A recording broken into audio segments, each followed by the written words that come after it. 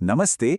आज की इस बेहद दिलचस्प चर्चा में हम कुछ असली हस्तलिखित क्लासरूम नोट्स को डिकोड करने वाले हैं। हमारा मकसद है उन बुनियादी नियमों को समझना जो इस पूरे भौतिक ब्रह्मांड को चलाते हैं। सोचिए, हम एकदम अदृश्य छोटे छोटे कणों से शुरुआत करेंगे और सीधे तारों की चमक तक पहुंचेंगे। है ना कमाल की बात?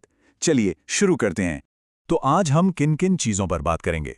सबसे पहले पदार्थ की नींव, फिर उसकी 3 अवस्थाएं, उनकी आपस में तुलना, अवस्थाओं में होने वाले बदलाव, वाष्पन और क्वथन के बीच का अंतर और आखिर में कुछ नया यानी प्लाज्मा। भाग 1 पदार्थ की नींव। आइए इन सूक्ष्म कणों के रहस्य को सुलझाते हैं।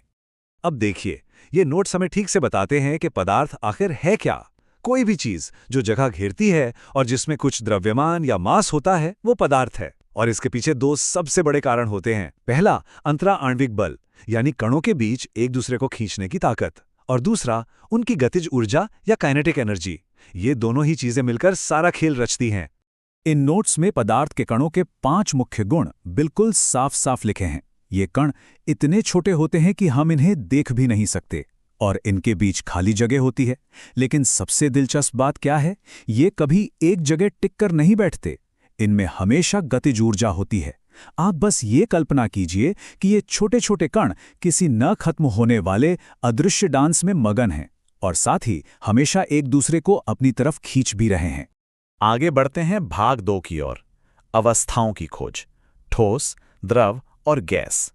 ठोस पदार्थों की बनावट को समझना काफी मजेदार है। अगर हम उसी डांस वाले उदाहरण पर वापस जाएं, तो ठोस के कण ऐसे डांसर्स हैं जो एक दूसरे का हाथ बहुत ही कसकर पकड़े हुए हैं। वो अपनी जगह से हिल तक नहीं सकते, बस अपनी ही जगह पर थोड़ा बहुत कांप सकते हैं या कंपन कर सकते हैं। और बिल्कुल इसीलिए ठोस पदार्थों का आकार और आयतन एकदम फिक्स होता है। उनका घनत्व बहुत ज्यादा होता है और आप उन्हें दबा या सिकोड़ नहीं सकते। दूसरी तरफ अगर हम तरल पदार्थों या द्रवों की बात करें, तो यहाँ हमारे डांसर्स एक भीड़ भरे कमरे में मजे से इधर उधर घूम रहे हैं। वो एक दूसरे को छू तो रहे हैं, लेकिन उतनी मजबूती से नहीं बंधे हैं। यही कारण है कि तरल पदार्थ आसानी से बह सकते हैं। आप इन्हें जिस भी बर्तन में डालेंगे, ये उसी का आकार ले लेंगे।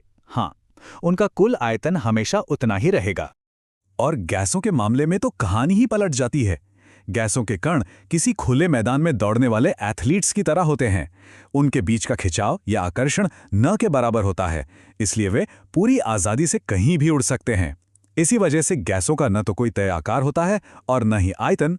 इन्हें बहुत ही आसानी से दबाया जा सकता है, यानी ये अत्यधिक संपीड्य होती हैं और ये किसी भी खाली जगह को पल भर में पूरा भर देती हैं।